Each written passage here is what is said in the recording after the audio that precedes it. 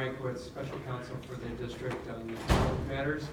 And tonight I'm here to present to you the information that the activities of the TCA, the Transportation Corridor Agency, and its efforts to further the toll road extension, the SR 241, from its terminus at Calcump Road down to the I-5 freeway. Now, this report, TCA released this report in August of 2018. It's called the South County Traffic Relief Effort, and it is essentially a report on the alternatives, the various alternatives that they are looking at for the toll road extension that they will consider in a further document, an environmental document, being an EIR for CEQA purposes and for a EIS for NEPA purposes, which is the federal counterpart. So on this first slide, you see a number of different, all the different alternatives that they're considered. They're numbered, but there are a number of them that are a problem for us. There are 4 alternatives that come close to your schools in this report, and they are identified as alternatives 13, 14, 17, and 21. And we'll go through each of these to show you how that how close they are to these schools and the issues that they can cause. So the first one, the problematic one, is alternative 13.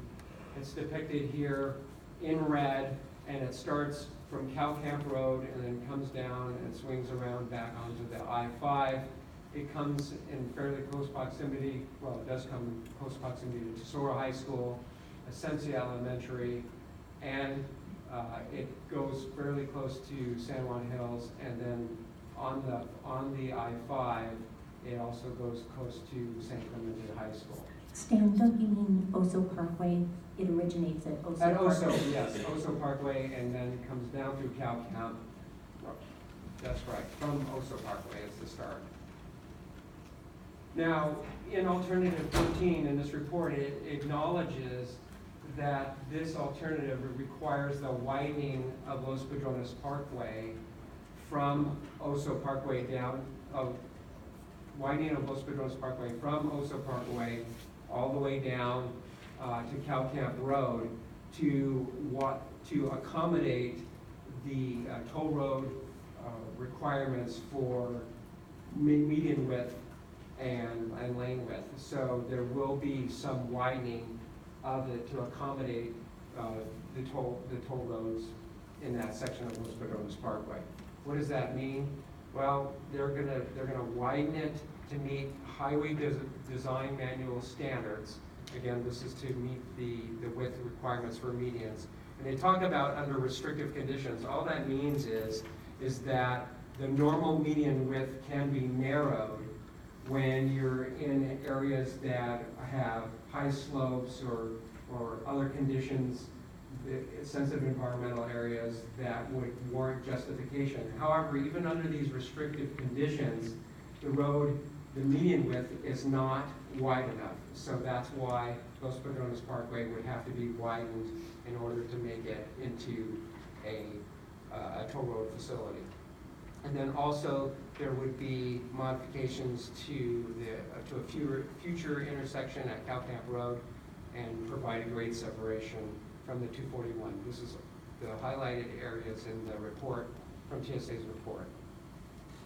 Now, what's depicted here is a line diagram depicting what the lanes are necessary for the alternative 13. And this is along Los Padrones Parkway, and it also runs from the end on the right. Over here on the right, this is where Oso Parkway is, and then the terminus at the I-5 is here. The lane diagram is interesting because it's not dimensioned. And so you don't get a good feel about exactly where the new facilities are located and how they relate to the rest of the area. I mean, generally you have identification of either existing undercrossings or overcrossings that are identified in red, and then new structures as being either overcrossings or undercrossings depicted in blue boxes. But again, there's no real dimension to it, so you don't get a feel for how close it is to the school facilities. But here is this is the Oso Parkway Bridge that's being constructed now. That's why it's depicted in red. It says an overcrossing. And then right next to this, on the opposite side, well, just south of that is where Tussauds High School is located. Now, what's interesting about this is that you can see what's going to be added is climbing lanes. These are depicted in green, and it's designated as CL. Climbing lane is really a truck climbing lane, and the reason why these are being added is because of the hilly terrain that the toll road has to go through, and Los Patrones has to go through. TCA wants to facilitate goods movement. What that means is lots of trucks, lots of heavy trucks. And in order to not interrupt the flow of the rest of the traffic, they have these lanes, these climbing lanes, to allow trucks to slowly get up and over hills. Well, one of these is going to be located right next to, going to be expanded towards Tesoro High School even further. So we're going to be putting lots of trucks, TCA is going to put lots of trucks close to the school, trying to climb that grade and generating toxic air contaminants, because the issue that we've raised with TCA and the county before is that they have misconstrued the mix of vehicles that are in their traffic reports about what's going to be on the toll road.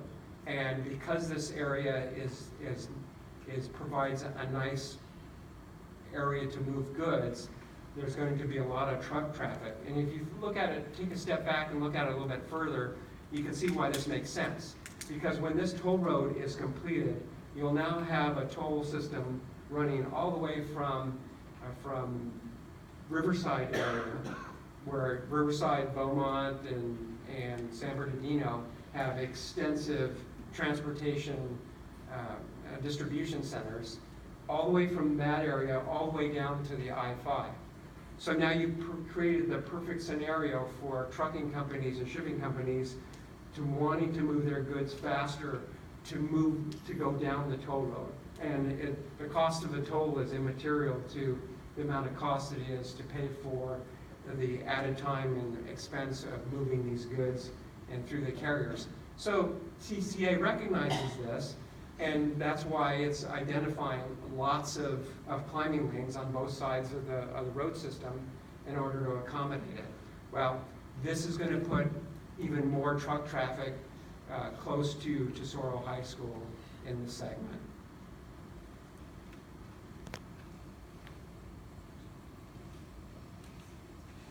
And that's the new climbing lane. Also, here's a view of Tesoro High School from an aerial perspective.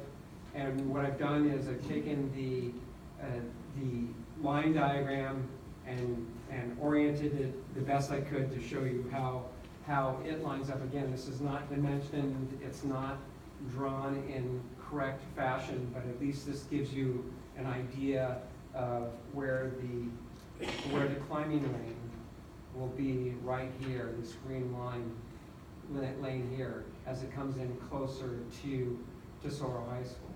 Now, it's right now we don't know how far this is extended because, again, the line diagram is not dimensioned.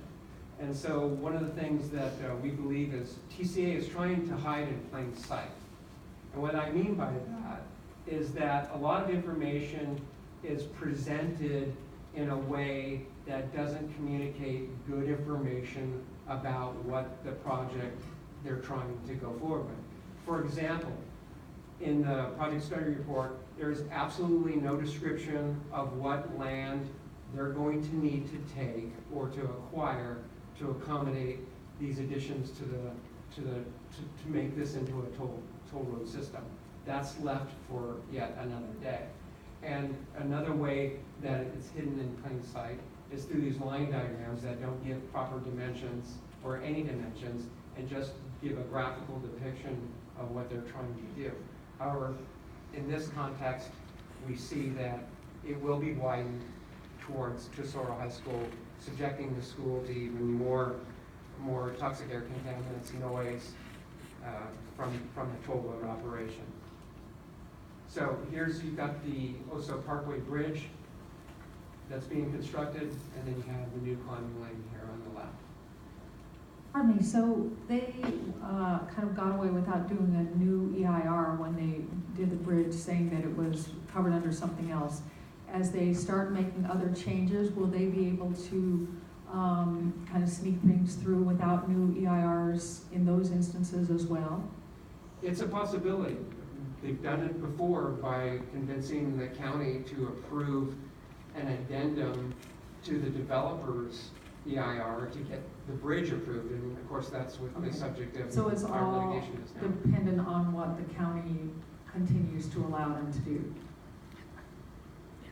In my opinion, it's more of a conspiracy between the three entities. You've got the county, you've got TCA, and you've got Caltrans, all working together to try to advance and get this toll road installed. And we saw how TCA failed miserably at doing this by itself.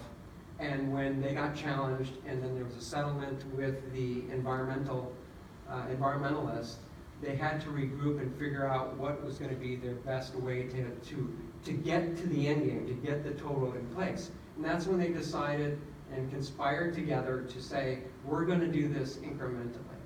We're going to get Los Padrones Parkway to be oriented on the exact alignment where the 241 toll road is supposed to go. If you recall, back in the ranch plan, there was supposed to be what was now Los Padrones Parkway was supposed to be a separate collector road that was a free road, in addition to the 241 toll road extension that was going to be further east.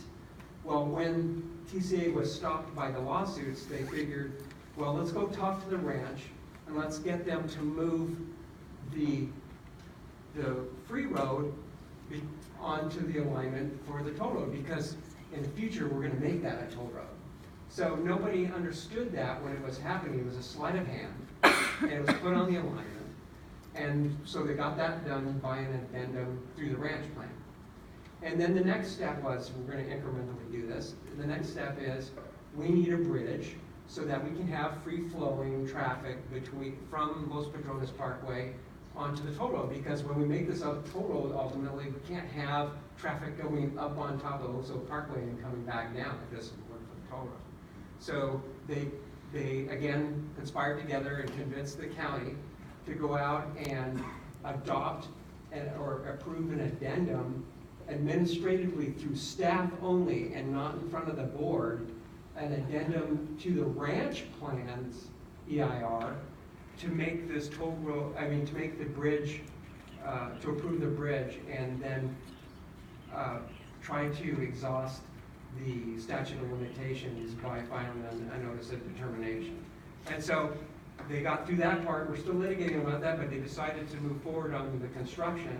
So they're now building the bridge. Part 2. What is part 3? Well, we've got Los Padrones Parkway in our correct alignment. We have it designed and set and pretty much laid out like the toll road should be. We now have the bridge. What's the next step? Well, we can just now say we're going to get this thing approved as a toll road, and what does that take? That just said we're just going to charge money. They could try and turn around without anyone knowing to categorically exempt that to make that happen, although it doesn't appear, at least in the public eye, that they're doing that now, because they are looking at the various alternatives. But it just goes to show you that these three agencies have been working on ways to avoid environmental review, because when they go forward with this EIR, they're going forward with the baseline condition saying, we're going to start our environmental analysis with Los Padrones operating and the Oso Bridge Parkway operating. Instead of starting where the proper baseline would have been when there was no Los Padrones Parkway, when there was no bridge in place. That's what's supposed to be the baseline for environmental review. So alternative 13 also goes down, and you can see that it cuts behind San Juan Hills High School. And unfortunately, we don't have a better detail on this. This was just extracted from the overall base map. But as you can see, it's going to bisect between the community to the north and the school. And from our understanding, there are a lot of students that hike up that hill and use that as a means to meet their parents or go to and from school. So now we've got a freeway system or a toll system that's going to potentially interfere with that, as well as bringing, and since this is going to be potentially an elevated alignment, it's going to be above the school and can create even greater impacts as far as noise and toxic air contaminants that could be inflicted upon the school. Stan, excuse me, a question. Yes. Back on that diagram, the text that was back earlier in the slide describing the alignment put this property in the unincorporated county. This is very clearly within the city of San Juan Capistrano at that location. This land is all been annexed and it's part of the San Juan open space.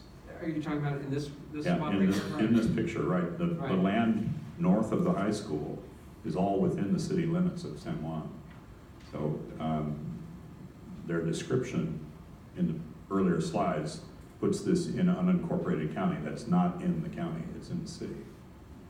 I think, from the perspective of who's favoring what alignment, there may be a blunder at work there.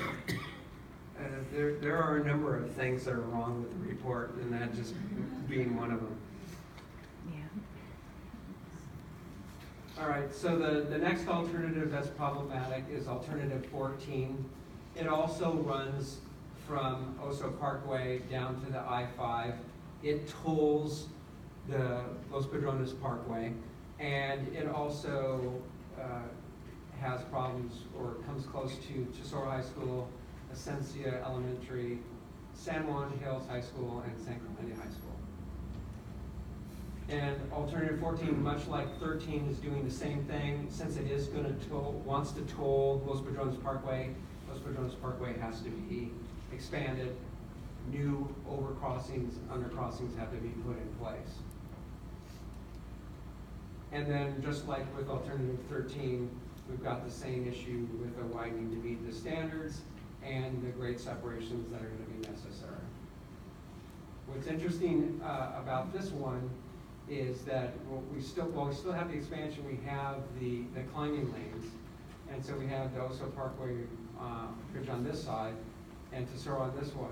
Why they flipped the climbing lanes on this diagram, I think, is an error, but it's bizarre. Like on alternative 13, it's on the top side, and on alternative 14, it's on the bottom side. I think that's an engineering error that they've made in their diagrammatic process, but it's still going to be the same thing. They're going to have these climbing lanes.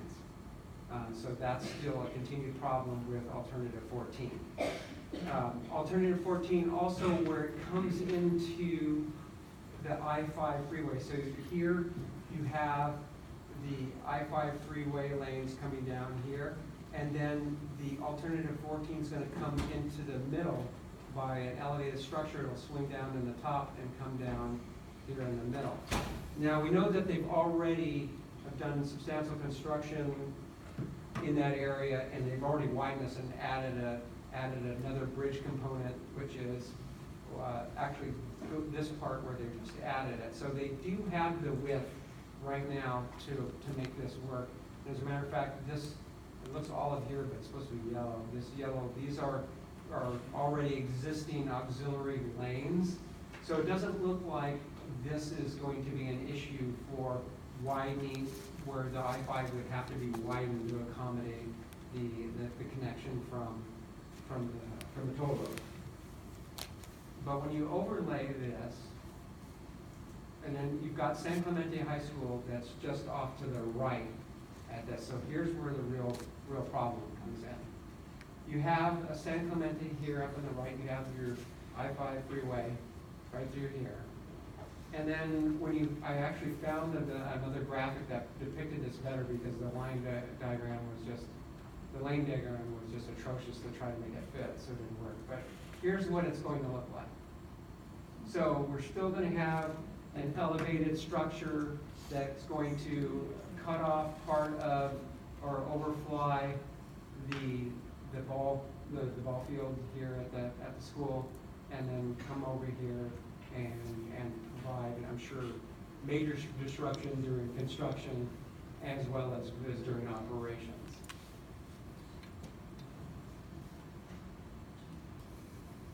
Okay, alternatives 17 is the third problematic alternative. It also comes close to Tesoro High School, Esencia, San Juan Hills, and then San Clemente, not so much. It just goes by, but it's within the I-5.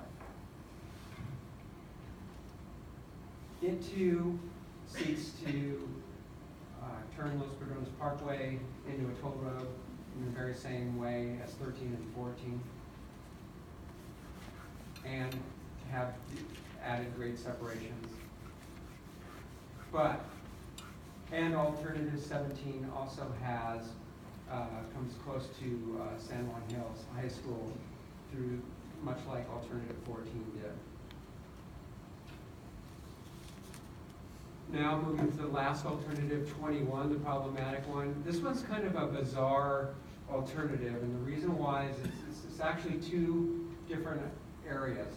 It's two different alignments. So you have the one that runs, looks like approximately where Esencia Elementary is now, so it's north of Cal Camp Road. It's not exactly Cal Camp, but it doesn't go up to Oso Parkway, so it's not showing Los Padrones Parkway as part of it, or that it's tolled. But it shows that it starts from about Esencia and it comes down into near San Juan Hills and kind of stops right there. And then there's another segment that comes up along, that just basically goes along the I-5 freeway down to where San Clemente is. What's bizarre about this is not only that there's just the two different alignments, but it's interesting that they are taking the position that they're not deciding whether to convert Los Padrones Parkway into a toll road in this alignment. And it doesn't make any sense. So they do that with alternatives 13, 14, and 17, but they for whatever reason, only they know, they punt on this alternative. And so what that means to me is that, yes, they are going to toll it, but for some reason they don't want to say so right now. But it will be, if they have their way with it. And then they talk about it going down to Vista, Montana.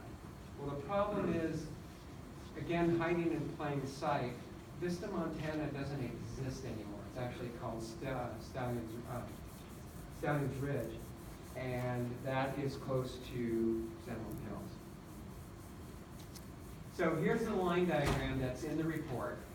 Again, this looks benign, right? It just shows the lanes and how they interact with La Plata Avenue and from Los Padrones Parkway, and how they're going to have the 4 lanes coming down and going through and connecting to La Plata, and where the undercrossing, the new undercrossings are going to be, and the new facilities. So you take this, and looking on this diagram, San Juan High School is right there at that curve where the Los Padrones Parkway then curves into Plata.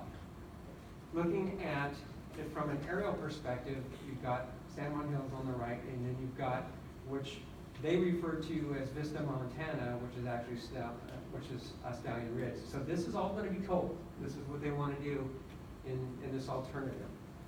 And when you overlay the diagram on it, the lane diagram, you see that they are now going to run the toll road closer to the school than La Plata.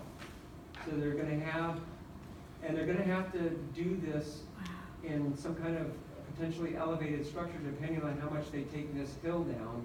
But they're bringing all of this toll road activity right in close to the school. And none of this, by the way, about proximity to schools is discussed, or any other real sensitive receptors are discussed in TCA's report. And is that an interchange at the entrance, the road entering to the school at Stallion Ridge and the toll road, or La Plata, or what? It is. There's going to be it looks like to be a overcrossing that they're going to have there. So yeah, it's going to be grade separated at Stallion Ridge and La Plata, or which is now going to be the toll road. But yes, they're taking La Plata and splitting it in order to shoehorn in the toll road. So can I just interject real quick? When Stan and I were looking at this alignment and comparing it to the map of the school, it looks like, because there's an electrical line easement right there on the left side. So we were wondering if maybe it might be a mistake in the plans that the TCA created where it's actually mirrored, and the collector would be on the other side. That's how it's oriented in the documents, so.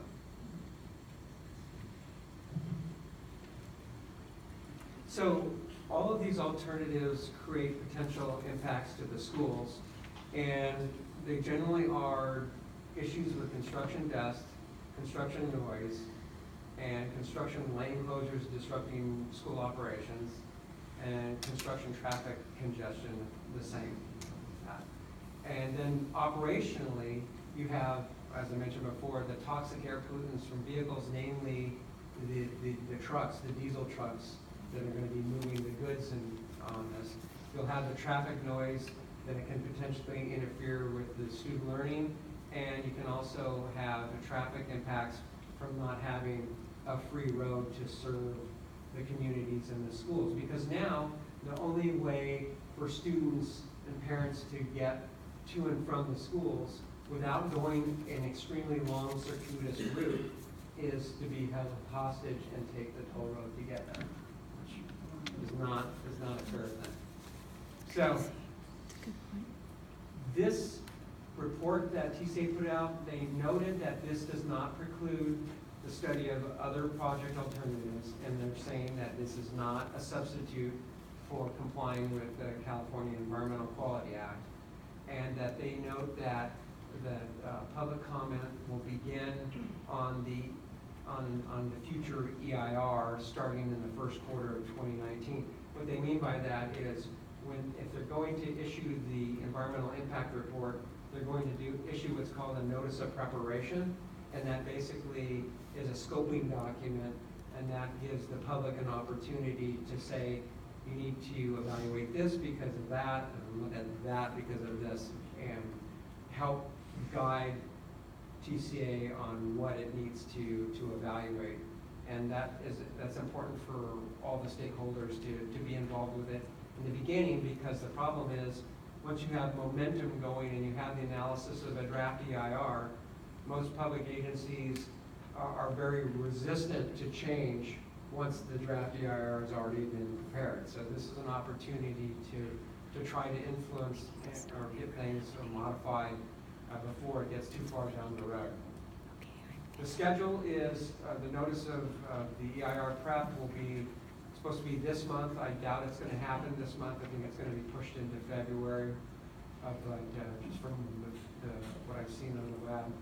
And they said that for this first quarter, January through March of 2021 is when they'll have the draft EIR completed and ready for public comment. And that's another important period for the public to be involved with. And then in January 22, that's when they want to certify the EIR and approve the alternative that they're going to pick. Now, one point about this is that with the EIR, they must meaning TCA must designate the proposed project. So they're gonna have to pick an alternative that they're going with when they prepare the draft EIR. And so that's why I say it's important to get comments in now to say that, you know, don't do alternatives 13, 14, 17, and 21 because the problems that they create, go pick something else that doesn't create these problems. But they're gonna have to pick an alternative. Now, the NEPA component, which is the federal one, they have a little bit different process. They don't have to pick a project. They can say what their preferred alternative is, but they examine all the alternatives in the same vein, so you really don't know what they really want. But if TCA tries to do that here, then that's going to be a problem because there's been recent case law that say that that's impermissible. Draft plans for the alternatives or the picked alternative will be ready in December of 2022, and in July 2024 is when they want to start construction and they want to complete construction on the alternative in September 27. Okay, so what does this all mean in terms of the public? Well, the public has different opportunities to get involved. And the first one is, as I mentioned, to comment on the scoping document, show your distaste for the problematic alternatives, and let them know that these are inappropriate. And to provide any other information that you think is helpful to them or to guide them in their analysis. Also, there's going to be a number of public hearings, and I would urge that the public testify in these public hearings to echo their concerns that they have either been raised in the scoping document or even for the first time. You can submit, the public can submit comments on the draft EIR and EIS, and that is extremely important because that helps lock in your ability to challenge the environmental document if it comes to that. And then lastly, you can try to get, the public can try to get public pressure from the legislators, the board of supervisors, and their city council to reject these interfering alternatives.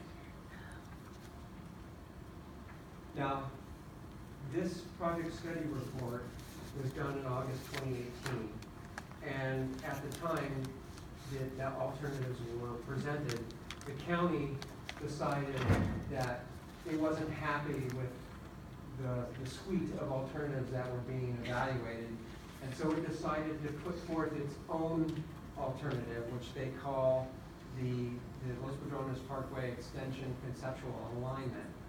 And so they presented this to TSA, but it's not part of TCA's report, project study report, and we don't know at this time if they intend to include it in their environmental deliberations with the new draft EIR. We'll have to wait and see. But essentially, this alignment runs from Cow Camp Road, swings east, and then comes back over and then down into San Clemente on Avenida de la Plata. And you can see over here is San Juan Hills High School. So this alignment is definitely better, stays way away from San Juan Hills. But the problem is it's still connected to Cow Camp Road, which is very close to the terminus of Los Padrones Parkway. So it could be very easy for the county to support this becoming an entire toll road, with Los Padrones still becoming a toll road as well as this. So the problems at Tesoro and Esencia would still exist even if this concept were to be adopted. Because TCA could easily morph this into a full approach to extending the toll road. Stan, and this shows it not going all the way to I-5, but just connecting to La Plata. It's the first. Somewhere between the landfill and Talega. It looks like right at the border of San Clemente, right in this spot here. Further development. But yeah, the alignment is, it's hard to see on this picture, but it's orange and it runs this length over here. We gotta tell them. We need to talk. I'm sorry, I'm still a little confused by this. So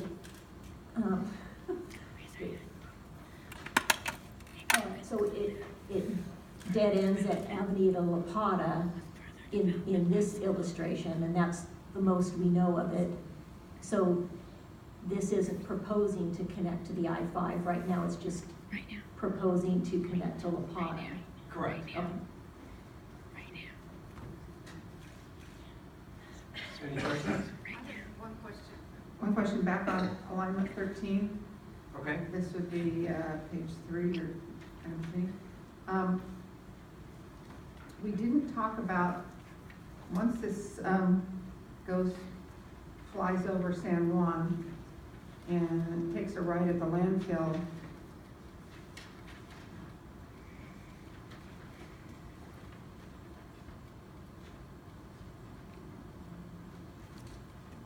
You said 13? 13. Okay. Yeah, okay, and then takes a right at the landfill and joins I-5 down here, I don't know, like maybe a quarter of a mile this way, Yeah. like right at La Novia. And so Or where is, San Juan Creek Road. where is Ambule School on here and where are we sitting? Well, from the lane diagrams, it appears that where this alternative terminates is at the Camino Capistrano undercrossing. Because the line diagram shows that the connection is the total connection is north of that and as an existing undercrossing, and the only existing undercrossing at that is that location. And if they were to try to bring it in Avenida, there's that development that's in the way. So if you look at Camino Capistrano and you look at the development, there's not any development where that road, where the toll road then could come in. So I believe it's coming in right at the existing undercrossing. At San Juan Creek? At San Juan Creek, that's correct. Okay. So I guess somewhere along there is probably Ambule Elementary too, so. Well, where you see the word Ortega Highway, Ambule is just a little bit south of the O in Ortega. Okay. Around the high school, it's as bad as the other. Okay. I'm just trying to get, because we talked about Tesoro, Esencia, San Juan, but I was worried more about what happens down there. But, okay, I can certainly take a closer look at that, and I will. you're like, I need to get better glasses. Well, and part of the problem is again, this is the hiding in plain sight. This is not a very detailed map, right? And Right. so that's done with a purpose. Okay, thank you. Are we going to take comments from the audience and then go back to Stan? Yeah, I think so. Otherwise, we'll keep going. Right, I I think it's have a time million for- questions. I think it's time for our speaker Okay, cards. so then we